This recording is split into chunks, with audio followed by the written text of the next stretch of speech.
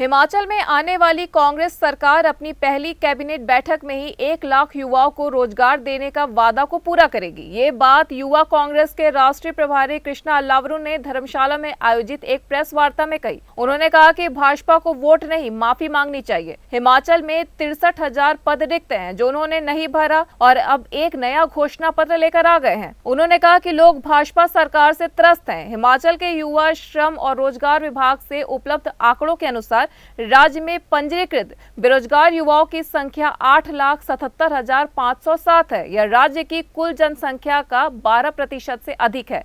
अक्टूबर 2022 में हिमाचल की बेरोजगारी दर 9.2% थी, जबकि राष्ट्रीय औसत 7.8% है। भाजपा के पास जवाब नहीं है पर नया डॉक्यूमेंट है। उन्होंने कहा कि अगर भाजपा में हिम्मत है तो अग्निपथ पर वोट मांगे, अगर हिम्मत है तो वो बढ़े हुए गैस और पेट्रोल की कीमत पर वोट मांगे, पुलिस भर्ती में जो पेपर लीक हुए उस पर वोट मांगे, लाखों लोग कोविड में ऑक्सीजन की कमी से, दवा की कमी से, बेड की कमी से जो मर गए उस पर वोट मांगे, क्योंकि यही तो उन्होंने किया है। उन्होंने कहा कि कांग्रेस जो कहती है वह करती है। कांग्रेस ने छत्तीसगढ़ और राजस्थान में करके दिखाया, यहाँ तक कि झारखंड में भी किया, आगे भी करके दिखाएंगे। हम सोच समझकर वादे करते हैं, हम सरकार चलाना जानते हैं। हमने केंद्र भी चलाई और हिमाचल में भी चलाएंगे। इसी के साथ उन्होंने कहा कि भाजपा को हिमाचल में वोट मांगने का कोई अधिकार नहीं है, उन्होंने माफी मांगनी चाहिए। हिमाचल के युवाओं से, हिमाचल की जनता से अगर दम है तो वो अपने रिपोर्ट कार्ड पर वोट मांगे।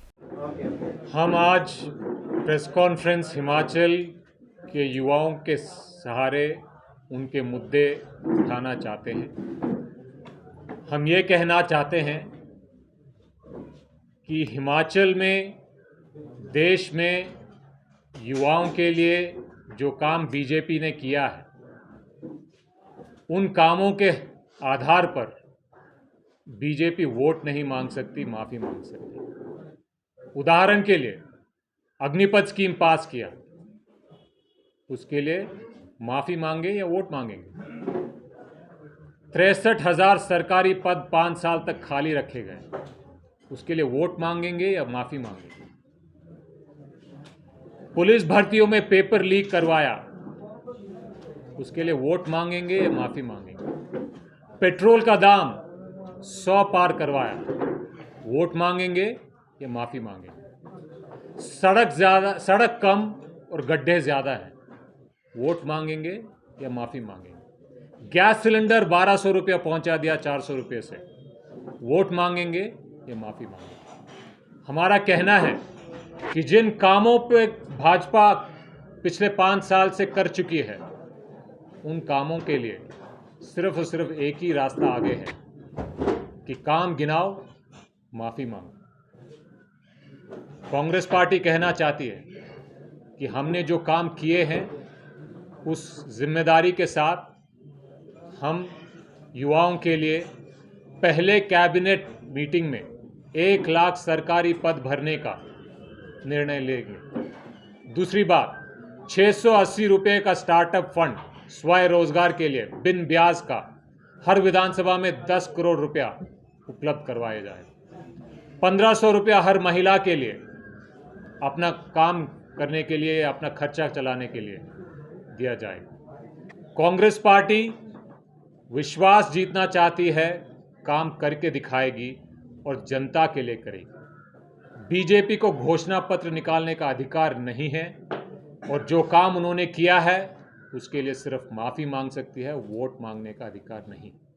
प्रधानमंत्री को यहाँ दौरा करने की ज़रूरत है, क्योंकि उनको बताना चाहिए लोगों के लिए कि उन्होंने उनके 8 साल के कार्यकाल में देश में रिकॉर्ड तोड़ बेरोजगारी ला दिया।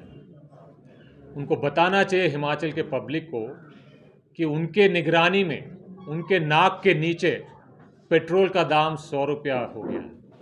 30 से 40 रुपया सिर्फ टैक्स में डबल इंजन के सरकार के जेब में, तिजोरी में जाता है, जनता की जेब से। प्रधानमंत्री को बताना चाहिए। उसके बाद प्रधानमंत्री को बताना चाहिए, छाती ठोक के बताना चाहिए कि हाँ, हिमाचल में मेरी सरकार है, ऐतिहासिक पेपर लीक हुए हैं। प्रधानमंत्री को बताना चाहिए कि हाँ, मेरी निगरानी में गैस सिलेंडर मैंने 400 रुपये से 1200 रुपये कर दिया। 56 इंच का छाती है ना, ठोक के बोले, वोट मांगे, देखते क्या होता है। प्रधानमंत्री से भाजपा से एक ही गुजारिश है, जो आपने किया है उस पर वोट मांग। प्रधानमंत्री बोले कि अग्निपथ स्कीम मैंने लागू किया है, मुझे वोट दो। है दम? है दम? बोल के दिखाएं, कल रैली में आ रहे हैं। अगर नहीं है दम तो ऐसा काम ही क्यों किया? वोट नहीं मांग सकते हो अग्निपथ के नाम पे, माफी तो मांग सकते हो। 100 रुपया पेट्रोल के लिए वोट नहीं मांग सकते तो माफी तो मांगो। 1200 रुपये सिलेंडर के लिए वोट नहीं मांग सकते तो माफी तो मांगो। रिकॉर्ड तोड़ बेरोजगारी के लिए वोट नहीं मांग सकते तो माफी तो मांगो। आ रहे हैं, बताएं मैंने ये किया है, माफी मांगे। News desk N1 live.